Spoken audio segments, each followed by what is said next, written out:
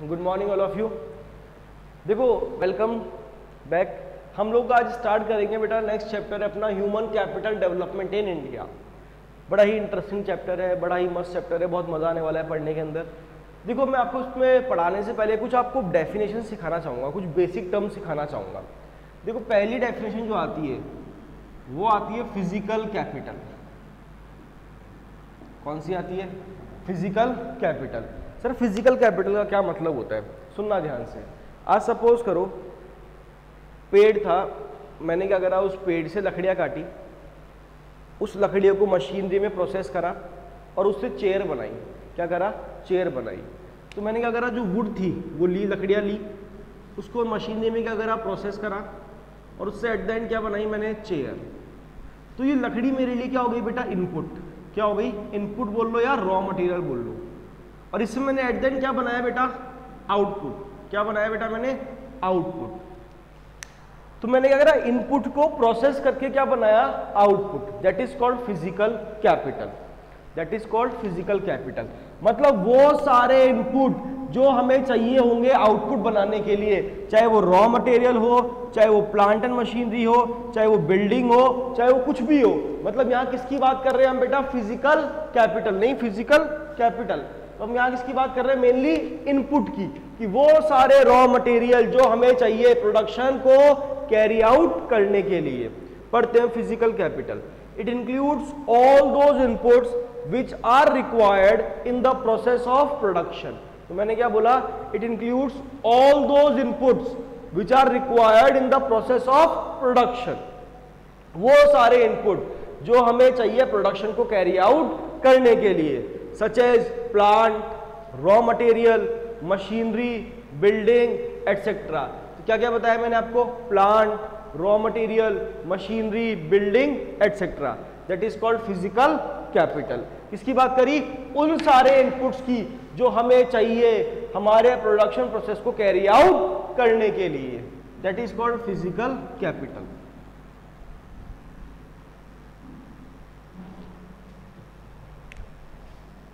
अब बात करेंगे हम ह्यूमन कैपिटल की। तो सर ये नाम से समझ में आ गया, किसकी बात कर रहे हो आप? ह्यूमन बीइंग की।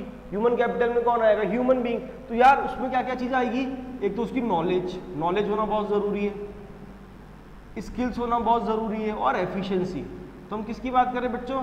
Knowledge, skills and efficiency. तो बात करते हैं किसकी? ह्यूमन कैपिटल की। It refers to the knowledge, skills and efficiency of human beings in a nation at a point of time. मतलब हम किसकी बात कर रहे हैं? उसकी नॉलेज की, उसकी स्किल्स की और उसकी एफिशिएंसी की। वो कभी भी रिक्वायर्ड हो किसी भी पर्टिकुलर पॉइंट ऑफ टाइम पर, किसी भी पर्टिकुलर पॉइंट ऑफ टाइम पर। तो हमने किसकी बात करी? पहले बात करी फिजिकल कैपिटल की। वो क्या था बेटा? ऑल दोज इनपुट्स, वो सारे इनपुट जो हमें रिक्वायर्ड है अपने प्रोडक्शन प्रोसेस को कैरी आउट करने के लिए। That is called physical capital. फिर हमने बात करी किसकी? ह्यूमन कैपिटल की। तो ह्यूमन कैपिटल में किसकी बात करते हैं बेटा हम? नॉलेज की, स्किल की और एफिशिएंसी की, जो किसी भी कंट्री में चाहिए eight a point of time. आज ह्यूमन बीइंग है, उसकी एफिशिएंसी अच्छी कब आती है? जब उसके पास नॉलेज होती है, जब उसके पास स्किल्स होती है और जब वो एफिशिएंट होता है। तो पढ़ो, it refers to the knowledge, skills and efficiency of human beings in a nation at a point of time. किसी भी पॉइंट ऑफ टाइम पर।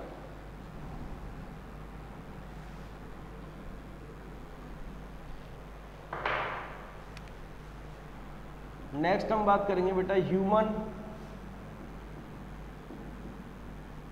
कैपिटल फॉर्मेशन की। That is called HCF। अब यार HCF का ये मतलब नहीं होता हाईएस्ट कॉमन फैक्टर। यहाँ पर अपने लिए मतलब क्या है? ह्यूमन कैपिटल फॉर्मेशन की। ये डेफिनेशन हमारे काम की है। तो देखो, जब मैं पूरी लिखता हूँ फिर समझने की कोशिश करते हैं। It is the process of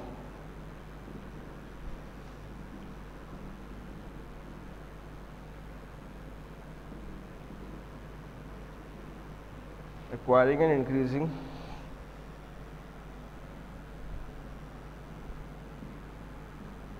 the number of persons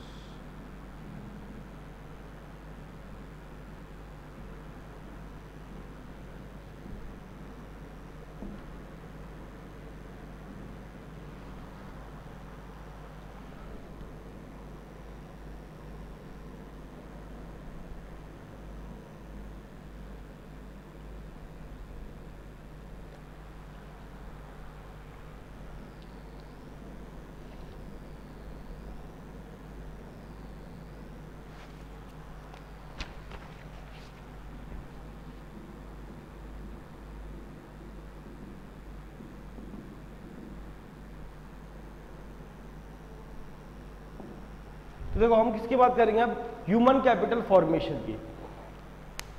बहुत ही सिंपल डेफिनेशन है, मैं समझाने की कोशिश करता हूं, समझना। मैंने बोला it is the process of acquiring and increasing, मतलब एक्वायर करना और इंक्रीज करना, किनको, द नंबर ऑफ पर्संस। मतलब यहां बात करें कि लेबर को आप एक्वायर करो, इंक्रीज करो, बट वो लेबर कौन सी होनी चाहिए, who have the skill, education और एक्सपीरियंस। हम उसी बंदे की बात कर रहे हैं जो स्किलफुल है, एजुकेटेड है और एक्सपीरियंस्ड है। तो हम किसकी बात कर रहे हैं, ह्यूमन कैपिटल फॉर्मेशन। क्या होता है बेटा ये, it is the process of acquiring and increasing the number of persons who have the skill, education and experience. तो पहले इतना याद करते हैं, what is human capital formation. Sir it is simply the process of acquiring and increasing the number of persons who have the skill, education and experience which are essential for the economic and political development of the country। और ये होना क्यों जरूरी है sir, ये इसलिए जरूरी है अगर हमारे पास जो ह्यूमन बीइंग है वो स्किलफुल है, एजुकेटेड है और एक्सपीरियंस्ड है, तो हमारी कंट्री का इकोनॉमिक और पॉलिटिकल डेवलपमेंट भी बहुत आसानी से होगा। शुरू से what is human capital formation, sir it is the process of acquiring and increasing. किसको एक्वायर कर रहे हैं हम लोग, the number of persons, we are acquiring the number of persons who are having the skill, education and experience which are essential for the economic and political development of the country.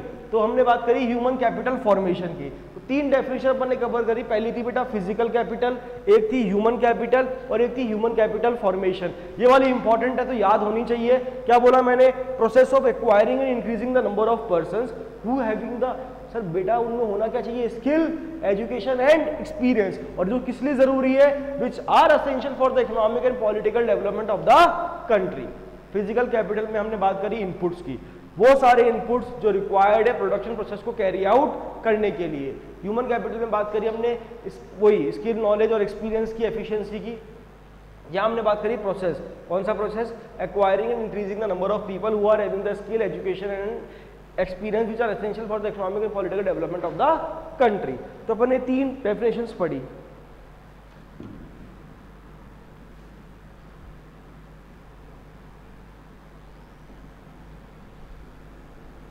अब हम पहला question पढ़ेंगे।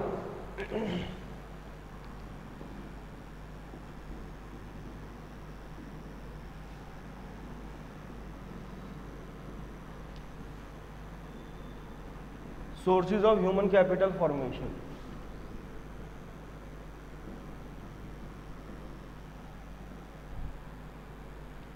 Sources of human capital formation. अब देखो जैसे मैंने बताया आपको ह्यूमन कैपिटल फॉर्मेशन डेफिनेशन बताई, उसमें मैंने आपको क्लियरली बताया कि हम यहाँ पे उन नंबर ऑफ पीपल को एक्वायर कर रहे हैं जो स्किलफुल हो, एजुकेटेड हो और एक्सपीरियंस्ड हो। तो सर कौन कौन से सोर्सेज है, कौन कौन से तरीके हैं जिससे हम ह्यूमन कैपिटल फॉर्मेशन कर सकते हैं, बंदों को स्किलफुल कर सकते हैं, एक्सपीरियंस बना सकते हैं, नॉलेजेबल। तो देखो मैंने कहा बहुत ही सिंपल है। पहला आप इन्वेस्टमेंट करो, इन्वेस्टमेंट या एक्सपेंडिचर बोल लो, वैसे तो इन्वेस्टमेंट ही होता है, हमेशा ध्यान रखना, एजुकेशन पे कभी एक्सपेंडिचर नहीं बोलते। इन्वेस्टमेंट या एक्सपेंडिचर ऑन एजुकेशन, तो गवर्नमेंट को एजुकेशन पे खर्चा करना बहुत ही जरूरी है, इन्वेस्टमेंट करना। आप लोग आज एजुकेशन दे रहे हो तो आप लोग क्या करो, पैसा इन्वेस्ट ही कर रहे हो बेटा, क्योंकि पढ़ा लिखा आदमी आगे जाके सक्सेसफुल ही होता है। दैट इज इन्वेस्टमेंट और expenditure on education.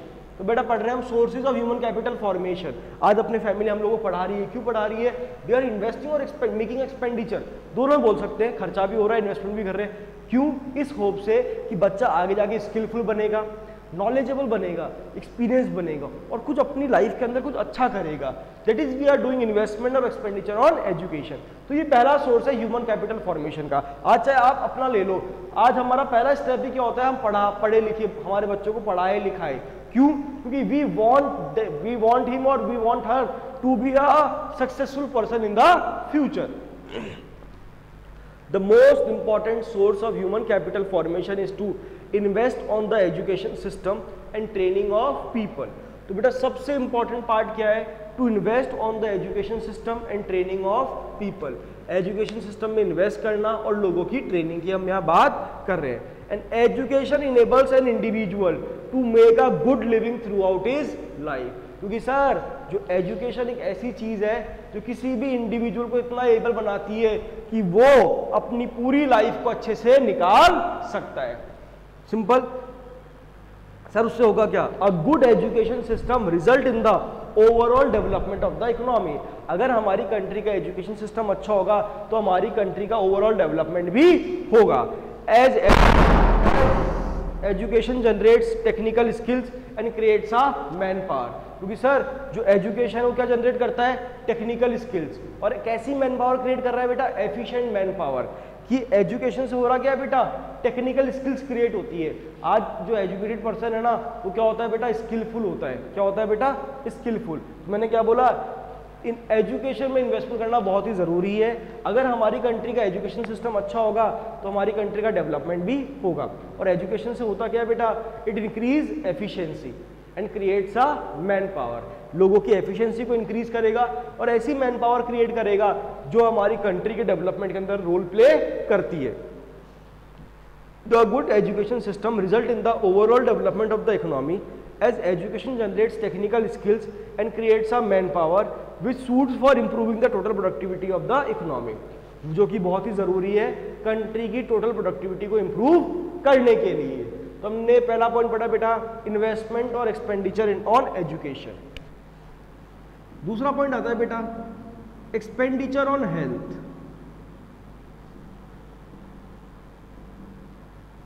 Expenditure on health, अगर मैं इसकी बात करूँ ना बेटा एक्सपेंडिचर ऑन हेल्थ की, तो बहुत ही सिंपल पॉइंट है, बहुत ही अच्छा पॉइंट है। क्या है पॉइंट? मैं बताता हूँ आपको। देखो पॉइंट क्या है ये भाई, आज मुझे बताओ दो पर्सन है, पर्सन ए पर्सन बी, इसकी क्या तबीयत खराब है, फीवर है चलो, और ये पर्सन बी है ये एकदम फिट है। बताओ पर्सन ए की एफिशिएंसी ज़्यादा होगी या पर्सन बी की? मतलब दोनों में से कौन अच्छे से काम कर पाएगा? सर ये वाला। क्यों? क्योंकि ये फिट है।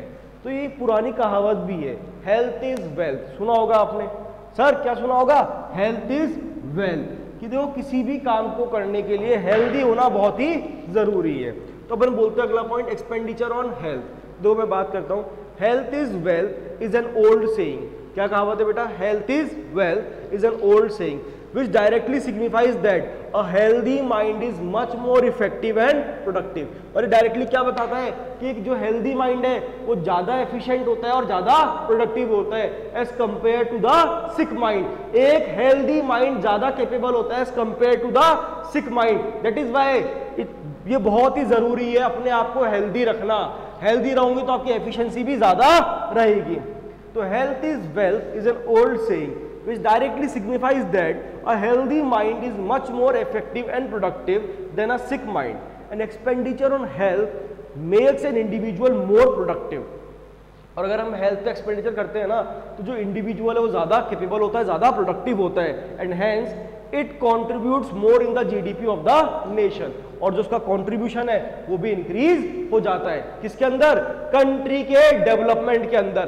कंट्री के डेवलपमेंट के अंदर। तो मैंने दो पॉइंट पढ़े, पहला पढ़ा बेटा एक्सपेंडिचर ऑन एजुकेशन, एक पढ़ा एक्सपेंडिचर ऑन हेल्थ।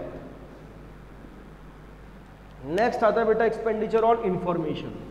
ये तो बहुत ही आसान पॉइंट है।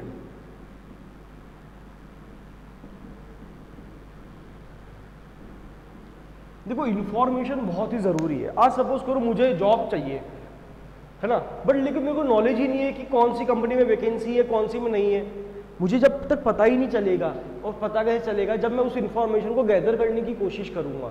मुझे जॉब चाहिए, मैं जॉब ढूंढ रहा हूँ, लेकिन मेरे को पहले इन्फॉर्मेशन तो पता हो कि कौन सी कंपनी में। मैं आज हजारों कंपनियां हैं, सब में जा के आ जाऊंगा बेटा, वहां मेरा काम नहीं बनेगा। लेकिन जहां पर एक्चुअल में रिक्वायरमेंट है, अगर मैं वहां जाके आऊंगा ना तो माइट भी मेरी जॉब लग जाए। तो आपके पास इंफॉर्मेशन होना भी बहुत जरूरी है हर चीज के रिगार्डिंग। पढ़ते हैं, देखो नेक्स्ट पॉइंट क्या है बेटा? Expenditure on information. और बड़े आराम से पढ़ेंगे, समझने की कोशिश करते हैं। Information related to job markets and educational institutes offering specialized skill is an important factor of skill formation। चाहे वो जॉब मार्केटिंग रिगार्डिंग इंफॉर्मेशन हो, चाहे एजुकेशनल इंस्टीट्यूट के रिगार्डिंग इंफॉर्मेशन हो, इंफॉर्मेशन होना बहुत ही जरूरी है। तो मैंने क्या बोला? Information related to job markets and educational institutes offering specialised skills is an important factor of skill formation. ये बहुत ही इंपॉर्टेंट फैक्टर है स्किल को फॉर्म करने का। आज 12th पास करने के बाद आप किसी भी कॉलेज में जाओगे तो आप क्या हर किसी कॉलेज में एडमिशन ले लोगे क्या?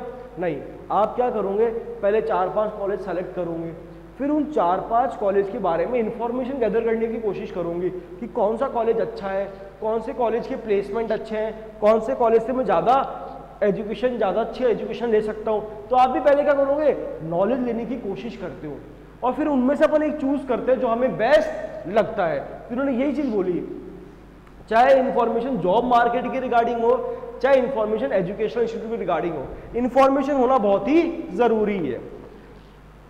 तो information related to job markets and educational institutes offering specialised skills is a important factor of skill formation as it enables the individual to actualise their true potential. क्योंकि इंडिविजुअल इतना capable होता है वो अपने ट्रू पोटेंशियल पे काम कर सकता है अगर उसके पास इंफॉर्मेशन होती है, तो पता होता है। तो आए तीनों पॉइंट।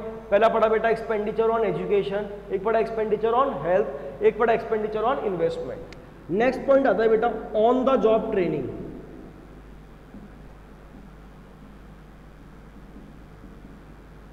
देखो आपने सुना हुआ होगा इसके बारे में, ऑन द जॉब ट्रेनिंग के बारे में। ये बहुत ही सिंपल कंसेप्ट है, बहुत ही अच्छा कंसेप्ट है। मैं बताता हूँ आपको ऑन द जॉब ट्रेनिंग के बारे में। देखो ऑन द जॉब ट्रेनिंग का क्या होता है, ऑन द जॉब ट्रेनिंग पता है आप लोगों को? मैं बताता हूँ आपको। सपोज करो आज मैं किसी कंपनी के अंदर गया, मैं उस कंपनी को ज्वाइन कर लिया। क्या जो कंपनी का बॉस है जाते ही मुझे काम दे देगा या जाते ही मुझे मशीनरी बैठा देगा, बोले आप काम करना शुरू कर दो? नहीं, वो लोग क्या करेंगे, मुझे पहले 1 महीने की या 2 महीने की ट्रेनिंग दे देंगे, अपने कंपनी के बारे में बताएंगे, अपने सॉफ्टवेयर के बारे में बताएंगे, अपने हार्डवेयर के बारे में बताएंगे, मुझे स्पेशली तरीके से क्या करेंगे वो लोग, ट्रेन करेंगे। That is called on the job training. देखो अगर एक ट्रेन्ड पर्सन है और एक अनट्रेन्ड है, तो जो ट्रेन्ड पर्सन होता है ना उसकी कैपेबिलिटी और एफिशिएंसी ज्यादा होती है as compare to the untrained person. मतलब ट्रेनिंग बहुत ही जरूरी है जिससे आपकी क्या होगी, एफिशिएंसी भी इंक्रीज होती है। That is called on the job training. पढ़ते देखो बड़ा अच्छा कंसेप्ट है। It refers to the training of employees while they are performing a job. That is called on the job training. क्या बोला, training of employees while they are performing a job. And the concept of on the job training increases the productivity of labour. Sir इस concept से हो क्या रहा है, labour की capability, labour की प्रोडक्टिविटी इंक्रीज हो रही है एंड शार्पन्स देयर स्किल। देखो पहली चीज उसकी प्रोडक्टिविटी बढ़ रही है और उसकी स्किल भी क्या हो रही है, और अच्छी हो रही है और शार्पन हो रही है। कहने का मतलब एक पेंसिल होती है एकदम मोटा मोटा लिख रही है तो आप क्या करोगे, उसको छीलते हो तो बहुत अच्छा लिखने लग जाती है ना। ऐसी स्किल्स होती है, जब आप अपनी स्किल्स पे और काम करोगे ना और मेहनत करोगी तो एक टाइम आएगा आप बहुत कैपेबल हो जाओगे, बहुत एफिशिएंट हो जाओगे।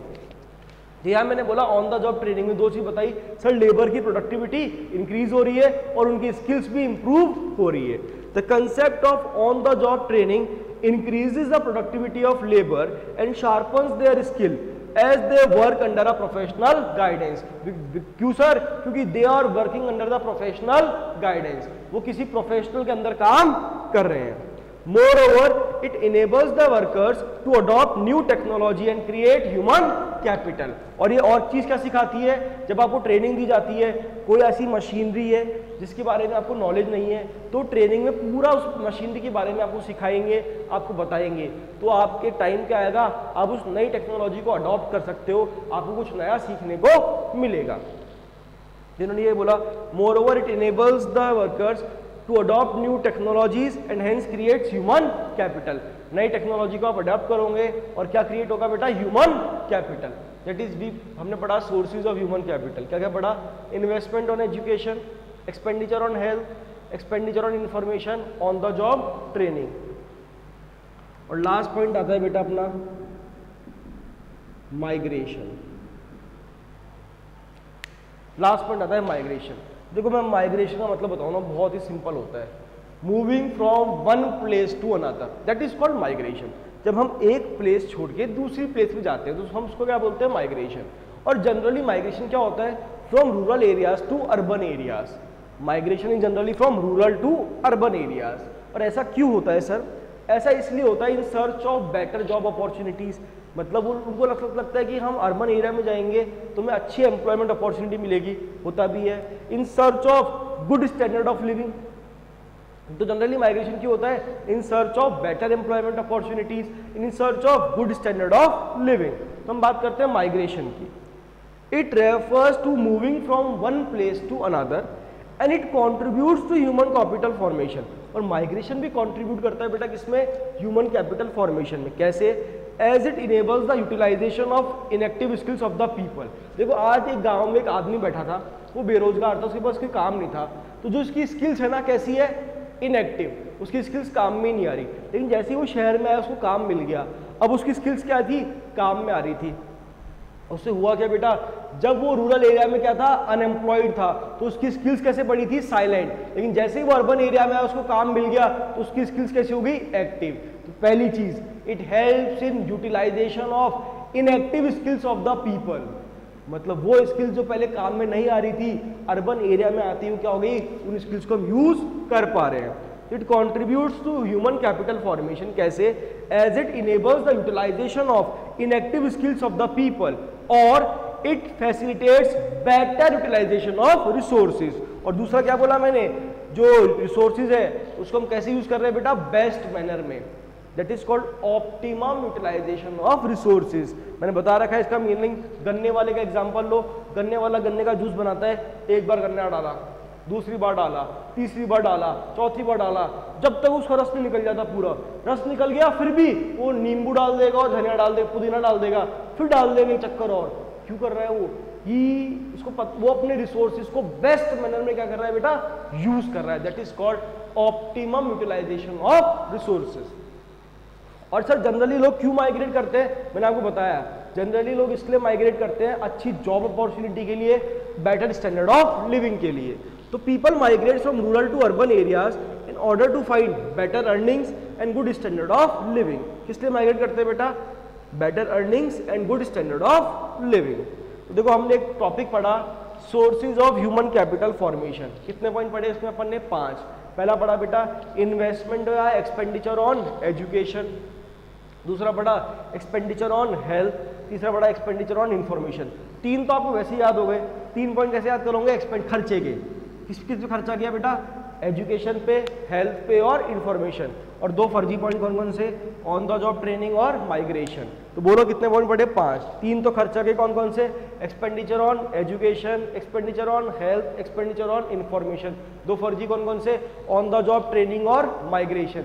और इससे पहले अपन ने कुछ डेफिनेशंस पढ़ी थी, क्या क्या? एक पढ़ी थी फिजिकल कैपिटल, उसका मतलब था वो सारे इनपुट जो हमें चाहिए अपने प्रोडक्शन प्रोसेस को कैरी आउट करने के लिए।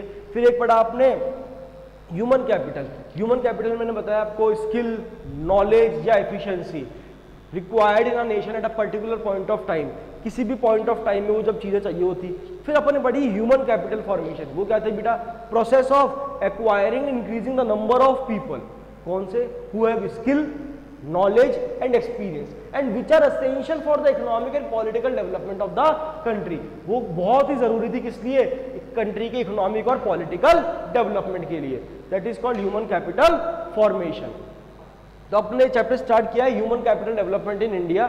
नेक्स्ट क्लास में अपन इस चैप्टर को आगे कैरी आउट करेंगे, role of human capital formation in economic growth. क्या पढ़ने वाले हैं कि ह्यूमन कैपिटल फॉर्मेशन का क्या रोल होता है कंट्री की ग्रोथ के अंदर, इकोनॉमी की ग्रोथ के अंदर। चलो इस पार्ट को पढ़ना, हम लोग नेक्स्ट क्लास में मिलेंगे। Thank you all of you, bye bye.